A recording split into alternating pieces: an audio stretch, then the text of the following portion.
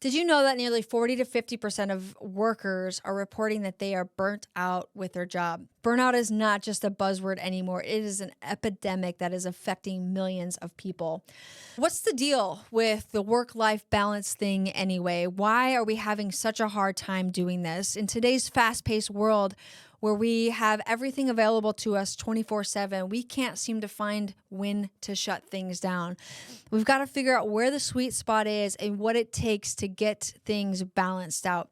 If you're feeling overwhelmed, if you're feeling like you're alone, this is the time to make a change. I've got a tip and a trick for you, so stick around. Let's dive into the nitty-gritty of burnout. You might be asking, am I burned out? You might not even know. If you're consistently exhausted, if you're feeling detached from work, if you're feeling detached from your loved ones, if you are just plain cynical about your job, guess what? You most likely are experiencing burnout at some level. It's not just about being tired. It can lead to decreased productivity, lack of motivation, can affect your personal relationships as well. Your health can take a hit too. Think anxiety, depression, all of those fun stress-related symptoms that you might be experiencing. It's a huge problem that people are dealing with, and it is increasing over the last 5 years. But don't worry, transition from burnout to balance is possible. First off, let's talk about time management. It is all about setting boundaries.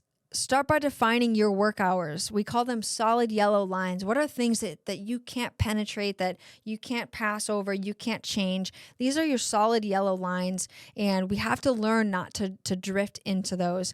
You don't need to be checking your work emails at midnight. You don't need to be checking them at 5 a.m. There has to be a balance of when you check things and when you don't. We've got to understand self-care techniques. This can be from taking breaks throughout the day. It can be about deep breathing and practicing mindfulness. It can be about going for a walk on your lunch break or eating outside and doing the best that you can to get out and getting some fresh air and changing the scenery. I often recommend exercise because that is the one thing that's going to be a powerful stress reliever. It's going to get your mind right and get you focused back on yourself and help you to block out the times that are necessary for you. Don't forget about your hobbies. What are the things that you absolutely love that recharges your battery? Maybe it's crocheting, maybe it's flying a kite, maybe it's going for a run. I don't know what it is that recharges your batteries, but you've got to find that thing and go out and do it. Trust me, prioritizing yourself isn't selfish. It's essential. Now, let me share a quick story with you that really encapsulates this journey. I once knew someone who was a total workaholic.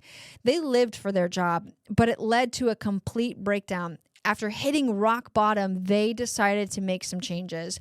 They started setting strict work hours, took up endurance training, and even started writing again, something that they loved and have been neglecting for years. Fast forward a few months, and they are a completely different person. They found joy in life again. They became more productive at work, and their relationships improved. Their spouses say that they are even happier and better to be around. It's a powerful reminder that you can turn your life around. No matter how deep and dark you think that you're in this hole, we can make a change happen. Remember, burnout doesn't have to be your reality. We talked about some solid strategies today, like managing your time wisely, prioritizing self-care, and setting boundaries in your work and in your personal life. It's critical to prioritize your work-life harmony because at the end of the day, you deserve to live a balanced and fulfilling life.